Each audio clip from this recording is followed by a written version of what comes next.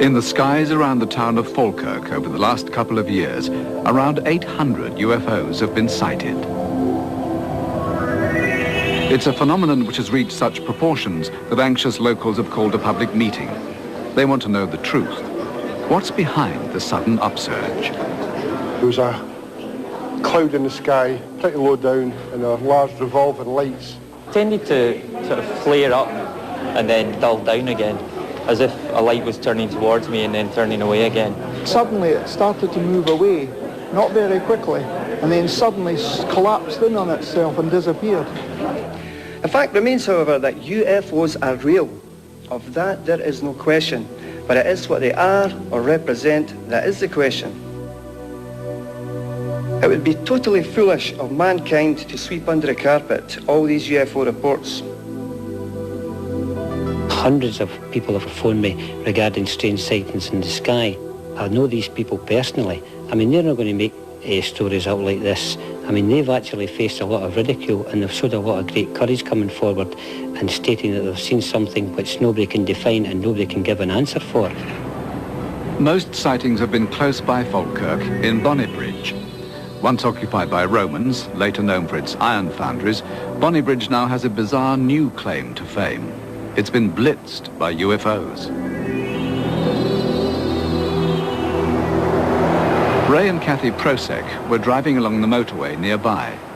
As they approached a viaduct spanning the road, they say they saw an object the size of a jumbo jet hovering above it. The back end was elliptical, and as we passed underneath it, I could see it was triangular in shape, and there was a light at each corner. We passed underneath the viaduct, and looking back there, sitting on the other side, was another craft, and it looked like a mirror image, the way they were pointing towards each other.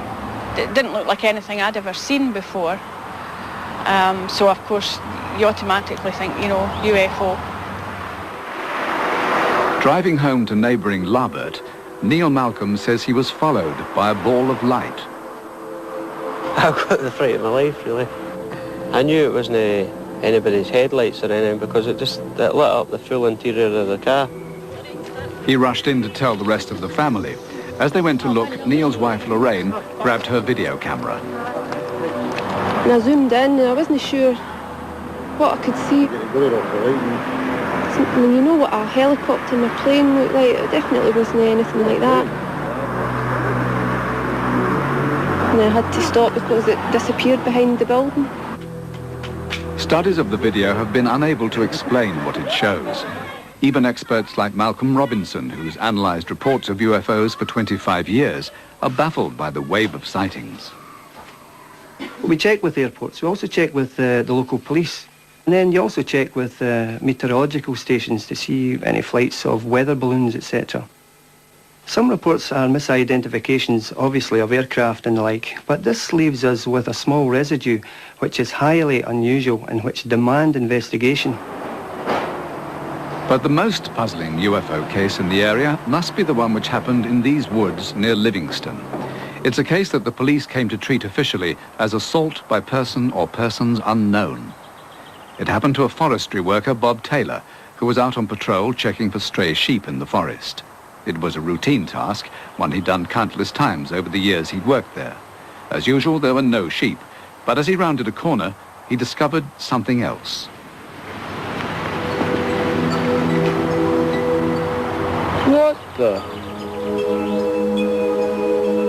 It was a huge thing with a big round dome, a very dark grey colour, and it had a big flange going all the way around. I could see arms sticking out of this flange with what I took to be blades on the top. The two balls came out, two balls, I think they'd be about 3 feet in diameter with about 6 spikes. They came right up beside me, and I remember feeling a tug at that time, and that was it.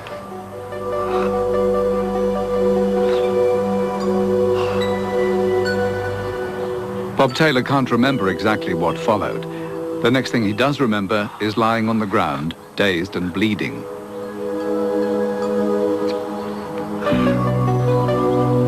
Unable to walk and in no condition to drive, he set off for help on his hands and knees. By the time he arrived home, he was in a state of near total collapse. He was drained, he was right white, and his face was dirty. Was it the lorry? Did you have a crash? I was attacked. You were attacked? Aye. Whereabout? Oh, look at the state of your trousers, are all torn. And he said, I've been attacked. And I said, what with? And he said, a spaceship. And I said, oh, goodness me, there's no such a thing as a spaceship. I'm going to phone the doctor. You must have fell and hurt your head. Bob's wife called his boss, Malcolm Drummond. He went to the forest and he found Bob's abandoned truck. And that wasn't all. In the clearing, he found impressions had been made in the ground. There is no doubt in my mind that these marks were made by a perfectly solid, heavier-than-air object.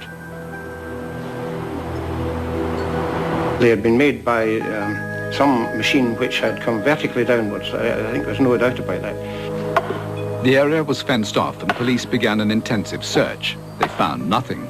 It was one of the most puzzling cases Detective Inspector Ian Walk has ever come across. I couldn't believe it at first.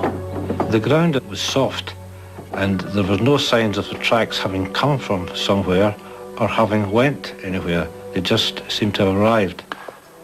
Near the caterpillar-type tracks were holes in the ground, 3 inches deep, 40 holes in all. At first I thought they were possibly being made by equipment that would be used by the Forestry Commission, but we went to their premises later that day, examined all the vehicles, and nothing at all matched. So what else could have caused the marks?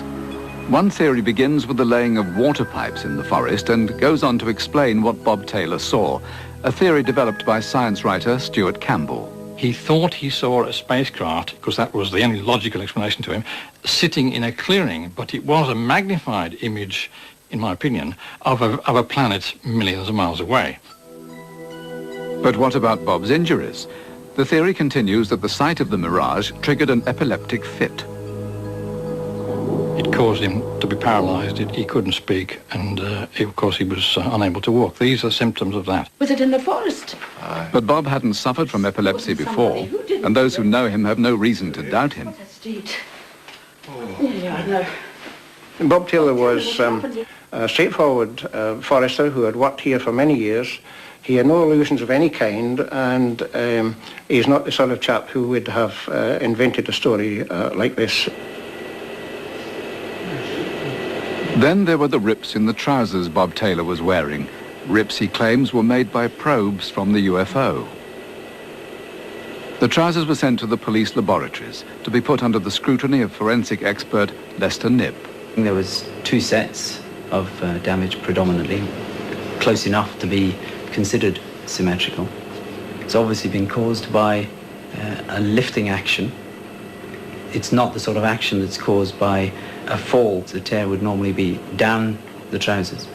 Certainly the story could fit the bill, that some object or objects had moved across a clearing towards him, attempted to lift him up and carry him off. Even to this day, we're completely baffled of 1, who assaulted Mr. Taylor, and 2, what made these marks on the ground. This is only one of the many local UFO cases which remain unsolved. Some witnesses say they're left with profound after effects, desperate to find a way of coming to terms with seeing something that defies belief. One of the most recent cases has left 2 local men with an obsession to find out what it was they encountered on a lonely stretch of road through the Pentland Hills. We come back here quite often, looking about with our camera and that. I'm just interested to find out, to see if we can maybe see this again. The craft was bigger than the road. Me and Colin reckon that the craft was about 30 foot wide. We were both very frightened. It has sort of affected my life, seeing something like this. I've never seen nothing ever like it before. Since I've suffered with bad depression, which I never used to do, It's just always on my mind. I just want to know what happened that night. I didn't really believe in it, UFOs, but this experience has sort of changed my mind. The Scottish UFOs are affecting local people in another way. They're becoming a tourist attraction. A plaque has been put up where Bob Taylor claimed his close encounter in the forest, bringing visitors from near and possibly very far.